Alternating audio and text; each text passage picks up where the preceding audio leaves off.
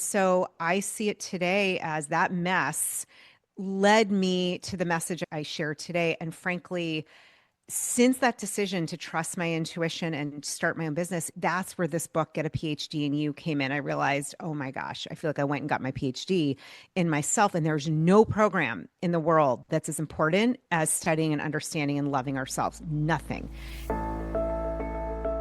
Hello and welcome to the Art of Value Whispering podcast.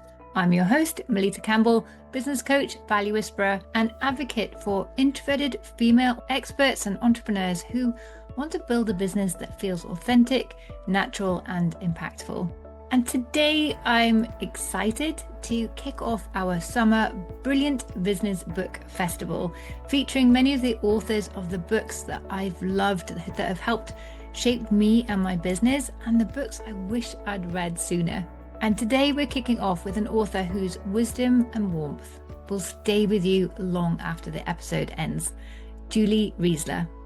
She's a TEDx speaker, spiritual coach, and author of Get a PhD in You, a course in miraculous self-discovery. Julie's journey from corporate life to an intuitive coach began with what she calls her mess. And in today's episode, we'll explore how those darker moments can reveal our truest gifts, and how learning how to trust your intuition can unlock more energy, alignment, and meaning in your business and in your life. And what we also have on this episode, and all the Brilliant Business Book Festival episodes as well, is a special AI coach. I've called her Valora, and you can go to melittacampbell.com/podcast. You'll find the show notes page there for each of these episodes, and there you'll also find a link to Valora, where she'll ask you 2 or 3 simple questions to help you turn the wisdom of the show into practical insights you can put into practice straight away, with some accountability as well. It's a completely free service, and I'd love to hear your thoughts on this. I've been testing it, and every time I've put in different ideas, I've come out with some really great ideas and practical actions I can take straight away. So I hope you find that valuable as well, but do let me know. The goal is really to help you use this podcast more easily to help grow your business and deepen your impact, and today to also deepen your self-understanding and discovery. And on that note, let's dive in with Julie. So welcome, Julie. It's wonderful to have you with us on the show today. Thank you so much for having me here. I have been looking forward to this. I love the work you're doing, and I'm really excited. Likewise. And as soon as I saw your book title, A PhD in You, a course in miraculous self-discovery, I was like, I have to invite her onto the show. So thank you so much for saying yes. I'm excited about our discussion today, because I think we're both on the same page that once you really understand you, your value, tap into your inner compass and intuition and all of that great stuff, good things happen. We become much more resilient, much more creative, just so many good things happen. So I'm looking forward to really diving into all of that. But I know that you weren't always a spiritual coach. You started out in your career in corporate. What was it that sparked you to move from your corporate career to become this spiritual coach and author that you are today? Yeah, I'm a big proponent of this. I'm sure people have heard, in the mess is often your message. And for me, it wasn't like I was thinking, oh, I'm going to become, a coach and spiritual teacher and study intuition. It actually happened through my own messiness and challenges. Honestly, really some dark moments in my life. And, it's funny, I was thinking about this before we spoke, and just how when we come in open as human beings, as seekers on this path, that the way I see it is we're here in an earth school, so to speak, and our curriculum is going to show up both in the things that happen that are fantastic and both in the things that are really challenging. For me, I struggled with addiction. I write about it in my book. For me, the addiction was actually with sugar and food. I used it to block emotions, to stuff down the feelings I didn't want to feel, that I was hiding from myself. And this worked until it didn't.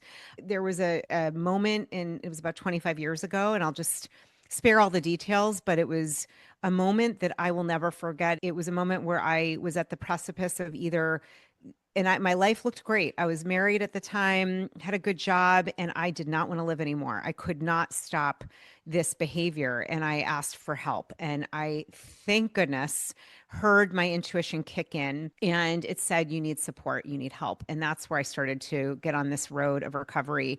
And that led to thousands of hours of inner work and learning how to love myself. That excavation process that led to a lot of openings and discoveries and some really big challenges, which meant, realizing I was in a marriage that was a good person, not the right fit. And I had two young kids when this awakening happened, not good timing, yet it was exactly the timing. I also realized once I did more inner work, I realized, my gosh, I'm supposed to be doing this. I was a psychology major. I didn't want to be a therapist. I didn't know how I wanted to be used. I worked in corporate America in human resources. I was great at what I did, well liked. I had a good career, stable, and, benefits, all of that. And I just kept hearing my intuition kept saying, I worked with a coach that changed my life. This is 15 years ago. This is before coaching even was what it was. And I thought, I don't know what this is, but I need to go back and study this. And I was led to a master's degree program. I studied this in a school through the positive psychology doorway. And now, gosh, almost 11 years later, I trusted my intuition to leave a job, to leave a marriage, and, the stability, the stable paycheck. I mean, it made no sense. I had really young kids. I had a major health breakdown at that time with my thyroid. For those into energy and connection, that's your throat chakra. That's where we speak our truth. And I had not been speaking my truth. And so I see it today as that mess led me to the message I share today. And frankly, since that decision to trust my intuition and start my own business, that's where this book, Get a PhD in You, came in. I realized, oh my gosh, I feel like I went and got my PhD in myself. And there's no program in the world that's as important as studying and understanding and loving ourselves. Nothing. That changed everything. And that's been the passion. And I would say the fire that's fueled everything I do. And I live this daily. It's not perfect. It's one day at a time. And I literally feel like and I'll just say this, it's not about the outward, how we look, but I feel like I'm aging backwards in vitality and energy, because the more aligned I am, the more energy and radiance I feel inside. And I do believe our outer world reflects our inner world. So that is partially why, got into coaching and teaching that it's a healing path. And the work I do in my podcast, my book, it is all from the experience of going through major darkness and going through it, not bypassing it, to realizing often your mess is the message that is waiting for you to alchemize, to transform, and to help others with. Yeah, I love everything you've just said. And I was like, oh my gosh, so much of that reflects a lot of my own story in different aspects. That definitely those dark moments, the burnout, and even just this one moment where I got thrown out of an interview after 10 minutes because they accused me of lying. These moments triggered something and led me in a different direction. And I'm not sure, well, I definitely didn't at the time recognize that as being intuition or divine realignment or anything like that. But I definitely think that's what it was. And I love that these are the moments where we get that message and we really start to see what we're here for and what we can bring to the world and what we're really made of. It's really quite exciting. And I love that you mentioned you call it an excavation of yourself. And we were talking just before we came on the show that I don't think people go deep enough into understanding who they are, what their value is, their purpose, all of this. It just kind of look at, oh, these are my values. I've done that exercise, tick, or they do a strength finding exercise and think that's it. But there's so much to us that I just love that terminology, the excavation. Go deep, and that's where the real juice is. I think Lily Singh described it like a tiramisu, that you want to get right down to the juicy bits at the bottom. I like tiramisu, so I like that one. But when you talk about getting to know and recognize and appreciate your true value and going deeper, what do you think stops people from doing that? Is there a way we can start that journey without going through all the messy stuff? Well, I have a in-depth answer. Listen, we are on this planet, this 3D, experience. Duality is what we have to compare and contrast. So the messy stuff, the darkness, it doesn't have to be like, tormenting. I do think often that contrast when we're not in alignment, when we feel fear, doubt, shame, those are good indications.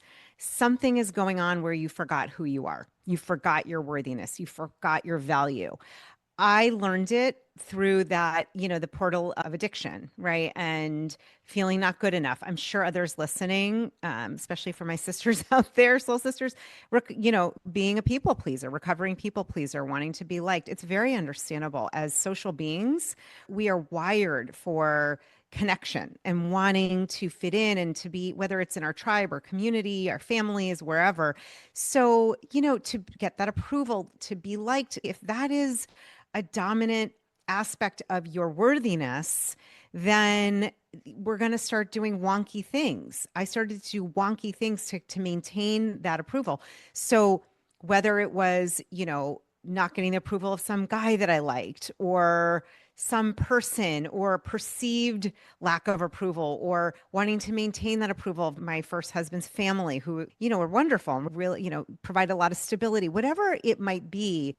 What happens is the value, because and this is my perception and my understanding, and this happens in many of our cultures, right? We are taught to look outward. We're taught to value the physical, the material. I'm not saying it's wrong or bad, but what I started to realize as I did this inner excavation and in-depth work of really like, who am I and what am I here for and what's important? That's what brought me to some of the most beautiful spiritual work and texts and study, which I realized, and I'm still living and practicing daily. The reminder, we are not our physical bodies. We are not the stories that happened to us growing up. We're not, if you struggled with poverty or financial issues or, being abused or emotionally abused or told you're not good enough. I actually did a TEDx talk about this. You wouldn't think much of it. I danced. I loved dancing and the arts growing up. I was always a taller, just a bigger person, I guess. And the teacher I had when I was 17 told me to stop dancing, that I was too big. And it was horrifying and so disturbing. I felt immediately like my dreams were crushed. I didn't even think I wanted to be, an expert professional dancer, but I loved it. And it had me stop dancing for 20 years. I believed the words she said. So really looking at your stories. What have you told yourself? What have you absorbed from others, from your culture? It doesn't even have to be your caretakers, your parents, your teachers. It could be literally social media. It could be what you're perceiving from commercials. I mean, it's just everywhere. So, what I have learned in this excavation process of 50 years on this planet is we've got to find our inner light and worthiness that is tried and true, that is there no matter what else is happening. And I do believe that is a spiritual journey for anyone of any religion or atheist. It doesn't matter. We all are of this same worthiness and light and love, and learning to tap into that and feel that no matter what is probably one of the most healing things you can ever do. And I do believe so much of our inner guidance and wisdom and way to know what to do next and how to move through this world comes through our intuitive guidance. That's what I have distilled in all of these years of massive growth and transformation and inner work. And if you notice yourself leaning on doubt and fear and shame and guilt and judgment, don't beat yourself up for it. Just there's something going on that needs to be loved and looked at, because that's not who you are. And that's a daily practice for me. I work on that every single day. Yeah. And we've touched on a few times in the show the link between self-love and compassion and success. Because once you have that, then you are willing to do the work, put in the boundaries, live in a way that is true to you and be okay with that. So, like, how do we start to tune into our intuition? Because I think a lot in the modern world, we're a lot in our head and we're rewarded for that. And as you say, all of this external focus rather than the internal. So we've kind of lost touch with this intuition. And my sense is that in women, intuition is especially strong. But I'm just thinking out loud now, does that make the self-doubt worse if we're not listening to that intuition when it's so strong for us? I don't know if I'm just making stuff up now. Does that make sense? Absolutely. Yeah, I think, look, this is something I would love everyone to invite you to consider. It is 100% natural. It is part of how we're designed. The way I think of it is like batteries are included. However, most of us were not giving any kind of manual, like operating system, how to use it. So if I spoke to whoever's listening, right? If you're listening now and I asked you the question, have you ever known something or had a gut feeling or a sense and there was no logical reason, you just knew, right? Like I had this growing up all the time and I didn't know what to do with it. So a lot of times, a lot of those of us who are sensitive and highly empathic, we might use something like food or sugar or distractions to block it, right? Because we're not taught to value it. I think that's changing.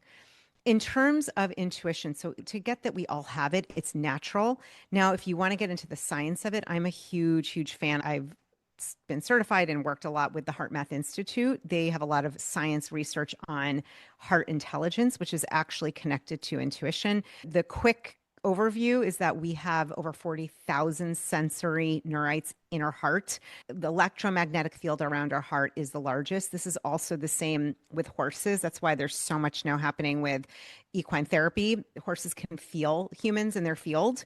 We take information from the field around us and it actually goes into our heart first. Then it moves to our brain, to our gut, to extremities. So that kind of sensing information, when we have those old sayings like listen to your heart and what does your heart tell you, there's actually science behind that. So for some people, when I teach this and talk about it, it can be really helpful and grounding to literally put your hand on your heart, to feel your heartbeat and to connect in, to imagine breathing in the values, the qualities of heart, which would be care, compassion, love, kindness. So the first thing that I would say is really, really important is you've got to decide, make a decision that this is important to you, that you're going to set your intention, that your intention is to connect with your intuition, because we are in a world that is getting more and more flooded with distractions. And if you're not on top of this, you're going to find yourself 10 years, 5 years later, feeling like what just happened. I just blew through those years and I missed the signs and the nudges and I sensed it. I felt it maybe, but I overlooked it because I'm not paying attention. The currency that we all have and we don't put value on, but we need to, is our attention and our intention. So setting your attention with intention that I'm going to honor this battery included of intuition. I'm going to tell you right now, because I've now taught this to people all over the world. I've been tracking it myself. All I have to say is just start by looking at when you've listened to your intuition in the past and how it has helped you and what you've noticed. You can do this in the present day by looking and noticing signs, synchronicities, that little nudge that said, don't go here. And then you find out later there was an accident that way. Like what? So we want to start tracking it to see and to really help our logical thinking brain, the left side, that there's truth and validity. I'm telling you now, because I've done this for so long, it is stunning. I don't understand it logically, but my business and life, when I'm listening and following guidance that is not small self Julie, that is not egoic Julie, right? That allows for that greater intelligence to come through, miracles, manifestation, abundance, being of service. I mean, things that I just hadn't even dreamt of are happening, have happened, and continue to happen. So I think the wider lens perspective, Lita, is to look at, ask the question, right? How can I be of service for the highest good? How can I allow this higher intelligence to use me? The way that's going to happen is through our intuition and through being compliant and open and allowing and setting our attention and intention on trusting and following those intuitive nudges. And we all get them differently, but we all have them. Whether you see it, you hear it, you sense it, you feel it, you know it, everyone has some way. Gut feeling, we all do.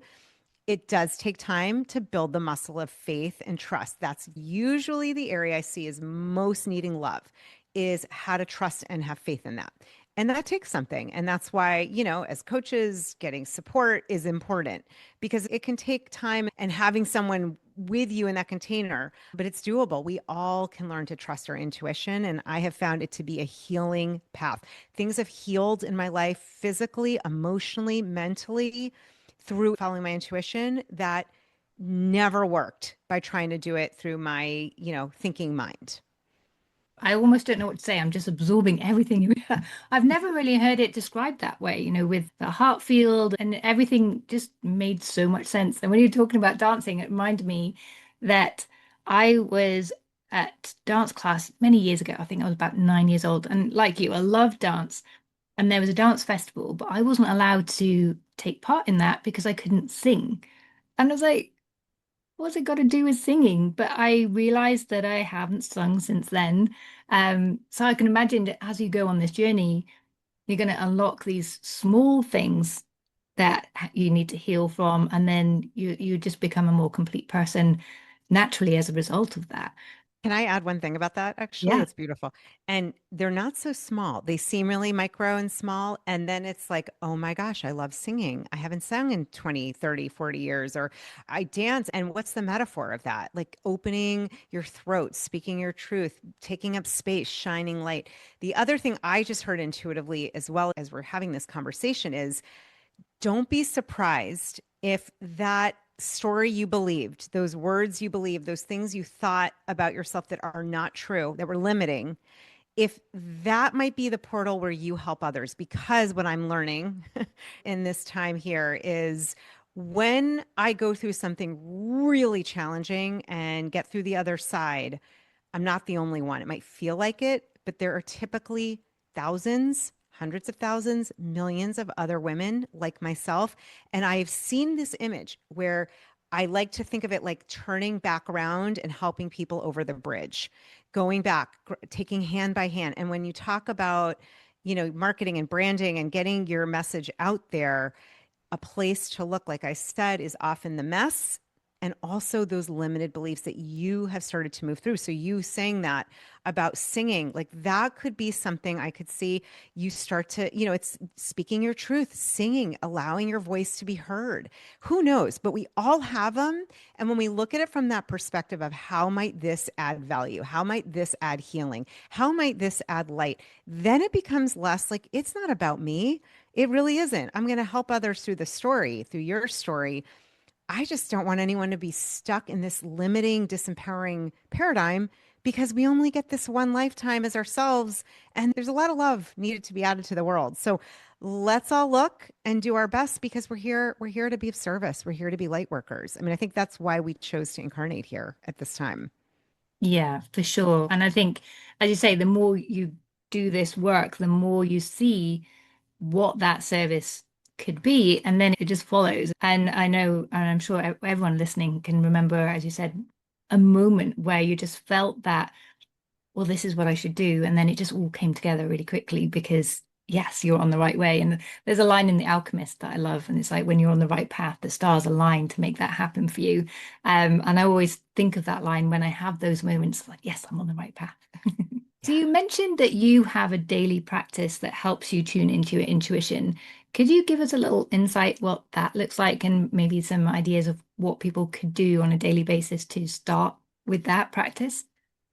Yeah. So for me, what I like to do, as I wake up, it starts with waking up gently. I love the idea for me of daydreaming, kind of waking up and coming into consciousness with grace and ease. So when I set my alarm, I try to set it, given when I have to wake up, but give myself some of that space and time. So I have a few minutes to kind of ease into the day. I believe starting with some sort of stillness, whether you call it meditation, breathing.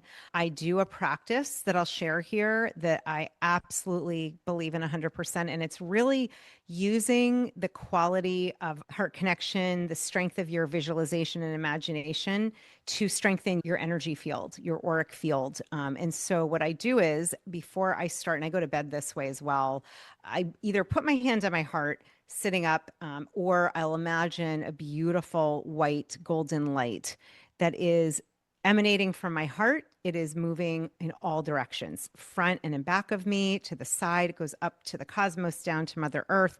And I just picture this light sharing, sending love and blessings to everyone, everywhere. Sometimes I'll also picture it like going to the ocean, to the sea life, to the animals, to the sentient being, just literally sending it out. And what I have seen, because I've also tracked my heart rate variability and coherence, which is a cool tool, is it shifts from being in sympathetic to parasympathetic.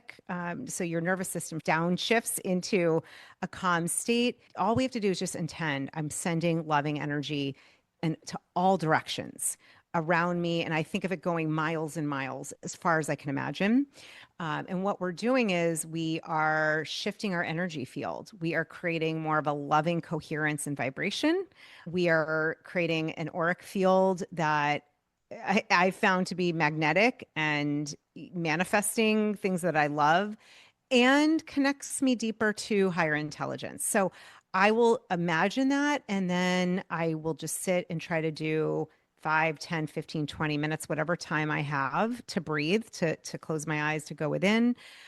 I am a big fan of A Course in Miracles, so I will read a lesson a day. And you can get the app. You don't even need the book. It can be a little bit overwhelming, but if you get the app, it's free. I think it's like acim.org. I just read a lesson a day, and I might sit for a few minutes and really take in that lesson, and that is how I start my day. Sometimes I'll also journal and do intuitive journaling. I did this morning.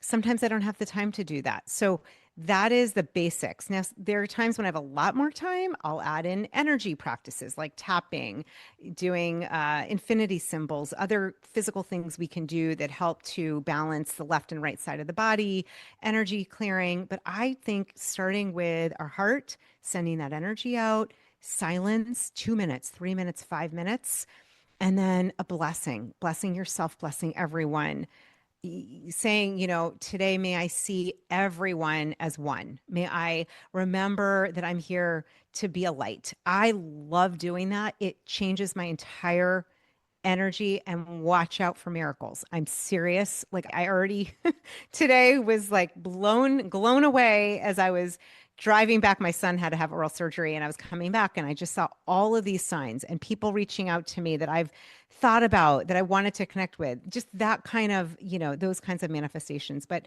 most importantly, you're connecting to your higher self, your higher self. I call it your USU, your true self, the self that is not just in this space and time, but that is infinite. And I don't know any more powerful thing we can do than to connect in. Some might call it, the Holy Spirit, the divine, your voice of love, the universe. I think of it as actually your true self, that self that is void of all the stories and limitations, that's here, that loves you, that guides you, that is watching over, that has a 360 perspective, that is outside of past, present, future. And I have found so many miracles to happen, even in that 5 to 10 minute practice. And then before going to bed, hand on my heart, I just send love. It's very simple, to myself, to everyone. I go to bed with my hand on my heart. I love that practice. It's just simple. But now when I do that, I know that's a loving, kind, self-loving act. Yeah, I love that. And it's just so simple. You don't need any tools. You don't need to be a master of meditation or anything like that. We could No. all do that.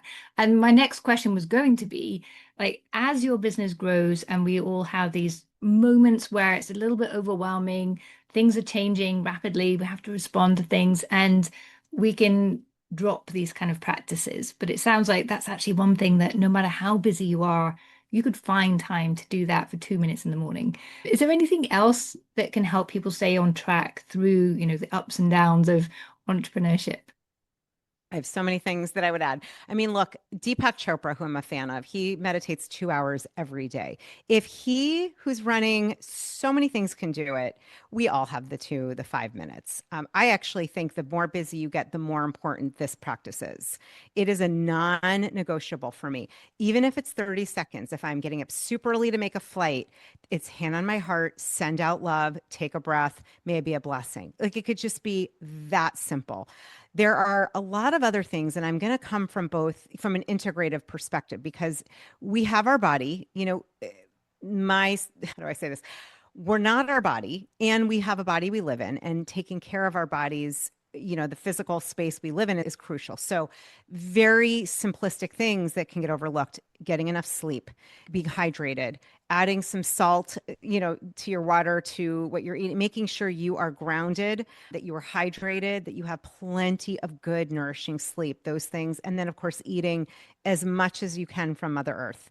Green. Anything green is good. Anything green is good.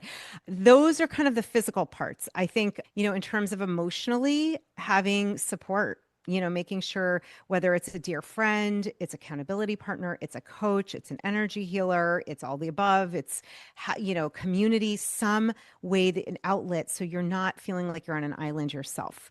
Having a place that's safe, that's sacred, where you can share, where you can be yourself, where you can move through the challenges and your feelings. We don't want to bypass them. I would say doing, this reparenting work, the inner work of loving and becoming the loving parent to yourself.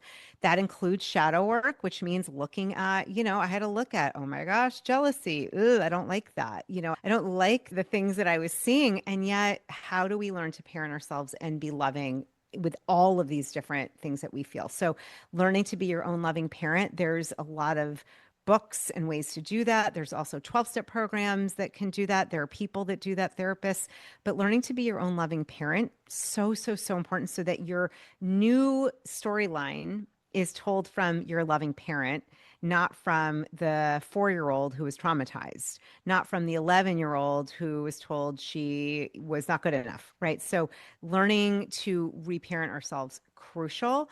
And I would also add, for the physical component, movement, really loving movement, whether it's yoga, whether it's, walks, swimming, allowing yourself to move and to get that energy out is super important. And I do think intuitive journaling, bringing in that place, sometimes it's called two-way prayer, where you ask a question. You might write with your non-dominant hand, or you can use your dominant hand, but there's no editing. I can tell you, I just did it this morning, so powerful the more you practice.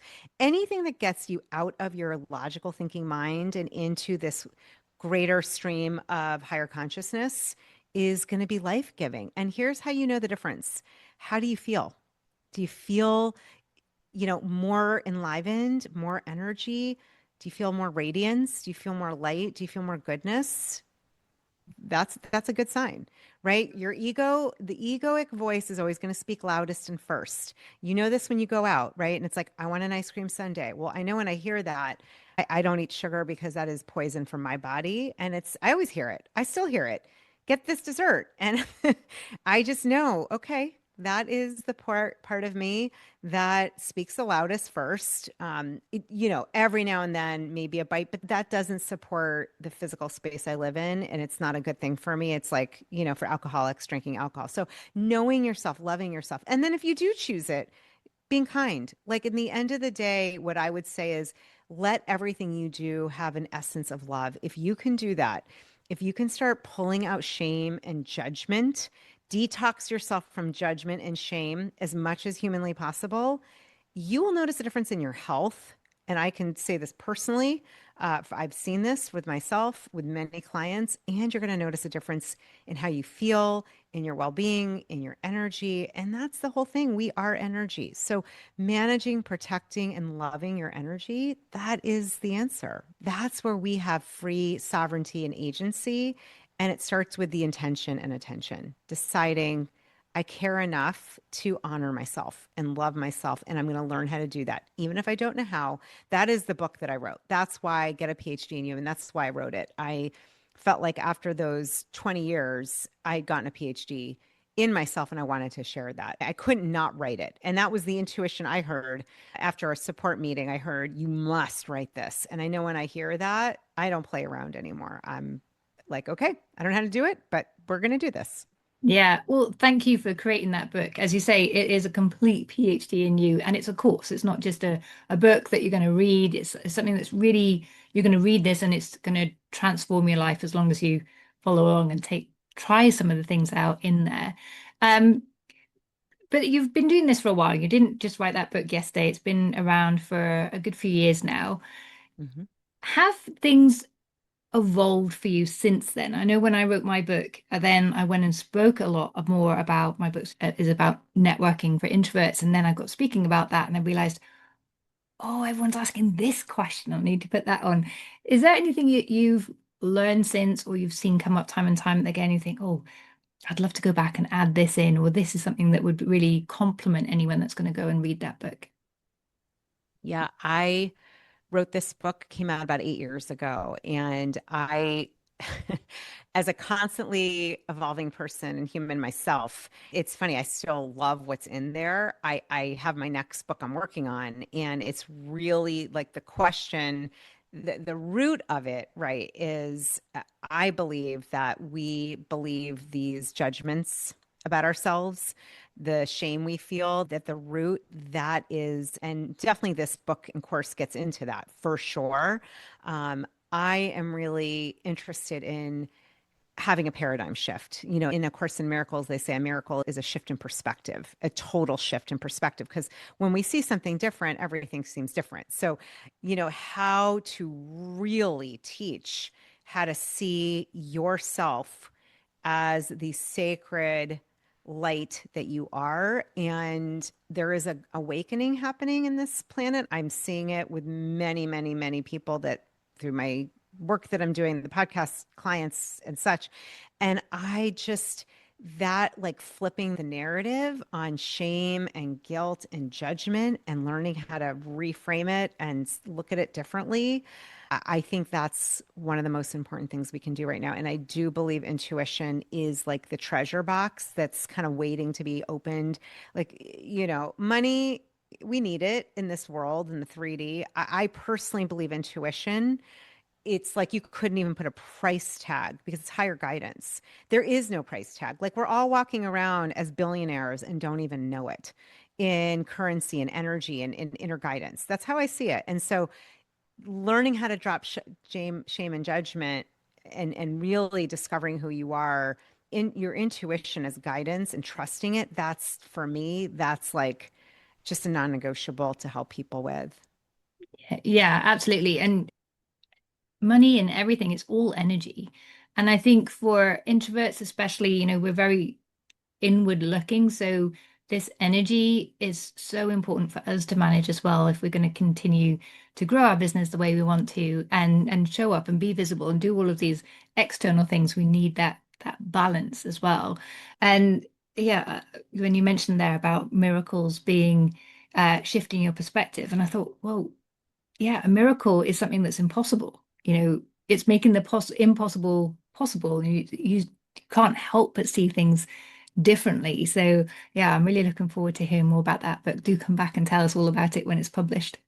Yes. Well, I am working on, I have the proposal. I've just started the chapter outline and I keep getting over and over again, you must write this. This is your next book. So, I love what you said. And I want, it's funny. I've seen this before, the impossible. Remember, the root of that is I'm possible. So even in the etymology, right? The like all is possible. It's just understanding. We have to look at it. I think Einstein said you cannot solve the same problem from the level of consciousness you're coming at. In elevating our perspective, we are elevating, and I like to think of it as I want to elevate it to that of my highest self, because from there, small self, Julie, can't see it, but from that larger, greater self, true self, all is possible, and we all have access because we're all connected. Yeah. Yeah, absolutely. And you mentioned right at the beginning that, you your business and your transformation and the change in your life was all came from your mess. And once you unpicked that and you saw you had that support to move forward and really discover yourself in a different way, then you realize, well, this is what I need to give it to the world. I need to give more people support. And I know you have a certification in intuition that helps people who perhaps they've already done some work in this journey and want to share that forward. But in that process, does that take you even deeper? The best way to learn something is to teach it to other people. Is that the same for intuition? Yeah, I didn't know I was going to be doing any of this. So when I went back, I got a master's degree in health and wellness coaching. I've then been teaching it at Georgetown University for over a decade. I love teaching. I love helping people to unlock their gifts, right? And so when the pandemic, 5 years ago, I was intuitively guided to start my own certification. And now, we're almost at the 13th cohort, right? And I've been certifying coaches, life coaches from all over the world. And then I got this download, this nudge about a year ago that said, you have to add more about intuition. So this entire framework, intuition framework that became Intuition School, I heard, I really got the message. It needs to be woven in. And so now, I see this work as healing work. I really do. You go to an acupuncturist and they use needles to move energy, right, through the meridians. If you go to a Reiki person who does Reiki, using hands and energy and chi. With coaching and intuitive coaching, you're using your intuition, you're using words, you're using questions to unlock people. When you ask a new question that is powerful and wide open, our brain as a serial processor has to find the answer. And I have seen literal miracles happen from my being trained as a coach, watching other coaches, and myself. I worked with a coach 15 years ago that's what changed my life. So when you add in learning how to trust your intuition, which is what I do teach, and how to use it with others, not from a place though of I have the answer, you don't. It's a place from empowerment. So it would be, you have the answer. You might need help unlocking it. I can help you do that using my intuition and helping you to develop yours. It is so life-giving and it is so rewarding. I love teaching this. I love it. I see absolute incredible transformation, alchemy, changes, manifestations, miracles from the combination of learning how to trust and use your intuition, and then how to be trained as a really powerful coach. That those two together, it's healing. I mean, people have had healings physically because of this work, as well as mentally, emotionally, spiritually. So, intuition is often left out, and that was the guidance I got. That's the path I've been on, and I follow that. I don't always know where it's going to lead me. It's just ironic, but not ironic, right? The path of learning to change and listen and start a business based on intuition, I see now, oh, isn't that interesting? That's what I'm teaching. So again, where we often have our greatest growth and development, that's usually a good indication of what you're here to help others with. Yeah. And when you were talking about that, even though we're talking on Zoom and we are several thousand miles apart, I can really feel that energy shift. I don't know if you felt it as well. It's like real. Yeah. And I'm not someone who is really tuned into this, but I've really felt that. I was like, wow. So this is definitely your path. Yeah. Um, I could talk about this all day, Julie. I've really enjoyed this conversation, but I have one last question that I'm curious about. If you were to go back to Julie, who was in that messy period, is there anything you would whisper to yourself in that moment that would Mm. help you with this path? It's interesting. I love that question. And what I'm hearing, and this is, I've done a lot of reparenting myself. I hear like my younger self, I would tell her, I love you. I love you. I've got you. I'm with you. Like, honestly, really simple. You're so loved. There's nothing wrong with you. You're exactly where you're meant to be. Just keep loving and trusting yourself. Just keep loving and trusting yourself. The answer is so simple. It is right there. And I can feel it. Like I can feel that part of me, at 23, at 25, that felt so completely lost and disembodied and wanting to leave my body. I didn't want to be here. And you would never have known that, right? It looked fine. But I would have said to that part of me, and I do often say, I love you. I love you, and you are meant to be here. You're worthy, and keep trusting, keep shining. I've got you. Yeah, I would say that to her. And I would say that to the me that jumped and left a corporate job with literally, I had one coaching client and one personal training client, and that was it. That was where I started 10 plus years ago. I had no idea. I just knew my gut kept saying, my inner voice kept saying, this is for you to do. I didn't know it was going to build a beautiful self-sustaining, business that's really making an impact. So trust, just trust. I've got you and I love you. What a beautiful message to end on, and so much inspiration as well, because I know many people listening are at the beginning of their entrepreneurial journey and have all these doubts, or maybe thinking about, can I make the jump? And I think just for them to see how far you've gone in those 10 years by really understanding you, tapping into that intuition, going with what felt right. And I'm sure there's been missteps along the way. We've all had them, but I think seeing where you've ended up is really inspiring. So thank you so much for sharing all of that with us. Thank you for having me. And I just want to say, wherever you are for who's listening, to remember there's no mistake. There's no mistake here. You're meant to be here. You're meant to shine. You are made from the same loving light that you and I are from. And to bring love to any part of you that feels like it is feeling challenged. I do believe that is the healing elixir that can heal everything. And I want to thank you for the work you're doing. I think it's beautiful, and I'm honored to be here. Well, again, thank you for saying yes. It's been a wonderful conversation. So your book is A PhD in You, A Course in Miraculous Self-Discovery.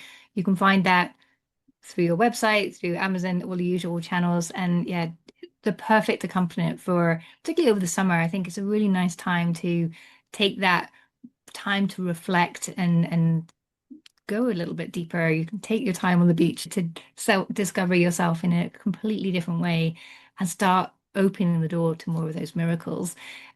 We'll put the link to that book, of course, in the show notes, as well as to your website and to the certification if anyone wants to learn a bit more about that. But Julie, thank you again. I've really enjoyed this conversation.